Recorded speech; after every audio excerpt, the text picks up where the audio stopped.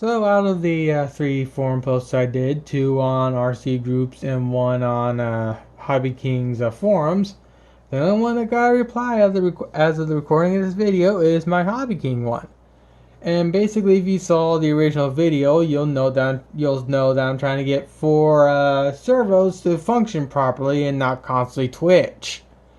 So this guy came and told me I need to get a BEC because the internal one on my combo unit isn't able to provide enough power to run 5 servos in series. So of course I never had to work with one before, so I asked which one should I get, if he can link me to one I should get. And also I decided to look on the YouTube to figure out how to properly wire one of those things up. That way, so if I go for this route, I don't blow up the combo unit I'm currently using. So I eventually came across this YouTube video here. And down in the comments is this guy here saying that I could just use a DC-DC switching buck converter to basically do the job of a BEC. Now, when I was building life-size dubstep guns, I've started actually using DC-DC buck converters to run both the LEDs and to run the speaker system for it. That way, so I only need to have 1 battery pack to run the dubstep gun. So I took one of those little units that you see right here, and I have this one voltage down to 5.91 volts. It's not the full 6 volts that these servos can handle, but it's nearly there. And of course, this is the battery I'm using. It's a 2-cell. It's 2 cells, probably more than enough adequate power. So I got everything wired up and everything turned on. So all I gotta do is just turn on the remote to the car.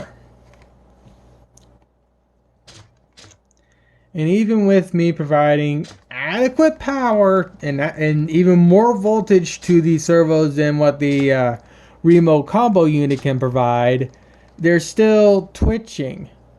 Now, the one thing I have noticed is that if I actually tell it to turn, it turns significantly faster.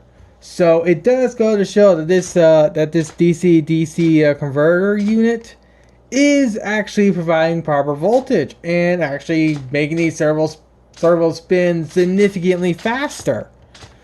Which is also something that was talked about in a few of those YouTube videos, especially when it came to the rock crawler ones, that if you bump the voltage of the servos, they turn a lot more quicker. So, again, I'm providing these servos more than adequate power. So that goes into the whole, it has to be this combo unit. It's the only thing I could think of. The only thing I could think of is that this thing's supposed to be waterproof, but water did get on it and it shut itself off a few times. So my bet is that even though this thing's supposed to be waterproof, it's really not, and I botched the 3-pin servo port here, and yet this one still runs properly. So yeah. So like I said, that goes into the whole. I'm fairly certain it's this combo unit, and it's not, and it's also part. And so basically, I'm thinking now it's both me not providing enough power to the servos, and the combo unit is just busted. So I'll end this video by saying that I don't know if getting an actual proper BEC will fix this problem. And also, I actually decided to go for the aircraft grade remote control and receiver and the car grade ESC. So when that comes in, I'm going to see if I can get it to work that way. And if it does work that way, then I'll be happy. But if it also doesn't, but the servos still twitch, I still will go for this particular setup here before I actually buy a BEC and see if that works. But again, I've tried what I thought should work, and at least when it comes to speed of the torch turning, putting more voltage through it does work.